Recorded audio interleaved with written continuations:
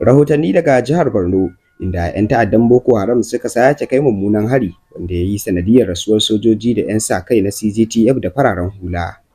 Wannan hari ya sake nuna cewa duk da shekarun da aka shafe ana yaƙi da ta'addanci, har yanzu barazanar Boko Haram ba ta ƙare ba a wasu sassa a arewa maso gabashin Najeriya. Sannan a cewar rahotanni daga majiyoyi masu tushe, a yankin harin ya faru ne a wani yanki da ke tsakanin Biyu da Dambo'a, musamman a ƙauyen Wajirko, inda jama'a ke gudanar da harkokinsu na yau da kullum. Sannan an bayyana cewa sojojin Najeriya na bakin aiki a yankin, sannan 'yan sa-kai na Civilian Joint Task Force da kuma fararen hula ciki har da masu aikin gina gada duk sun fada cikin wannan mummunan hari. Rahotanni sun nuna cewa 'yan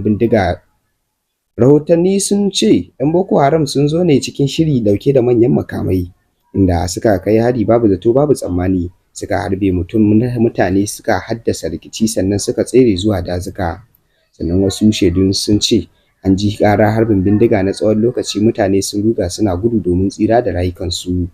Sannan wannan hari mutane sama da 20 sun rasa rayukansu, daga cikinsu akwai sojoji 'yan CJTF da fararen hula, da wasu da dama sun samu raunuka masu tsanani. Sa'annan iyalan waɗanda suka rasa rayukansu sun shiga jimami da kuka, yayin da al'ummar yankin ke cike da fargaba da tsoro. Wannan ba sabon abu ne ba ga jama'ar yankin Borno, domin tsawon shekaru suna fama da asarar 'yan uwa, ruguza gidaje, rarrabuwar iyalai, rayuwa cikin gudun hijira. Sannan masana tsaro na bayyana wasu dalilai da ke ba Boko Haram ke ci gaba da kai har-hare. Dalili kuwa shine sun san dazuka da yankuna 'yan ta'addan sun daɗe a yankin, suna sun hanyoyi da wuraren ɓuya.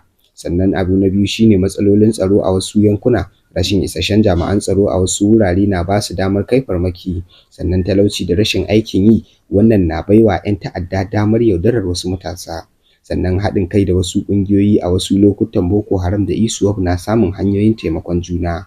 Wannan hari ya kuma sake jefa jama'a cikin tsananin tsoro, rage amincewar mutane da hanyoyi, sannan ya hana kasuwanci da noma, ya ƙara yawan gudun hijira. Sannan a yankunan da aka kai harin, harkokin kasuwa sun tsaya, mutane sun fara ƙauracewa tafiya da daddare, sannan iyaye na tsoron barin yara su fita.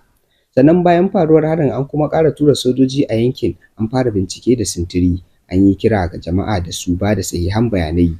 Hukumomin tsaro sun bayyana cewa za a ci gaba da kai farmaki kan sansanonin 'yan ta'adda domin daƙile su gaba ɗaya. Sai dai jama'a na cewa ana buƙatar ingantaccen tsaro na dindindin, ba na wucin gadi ba.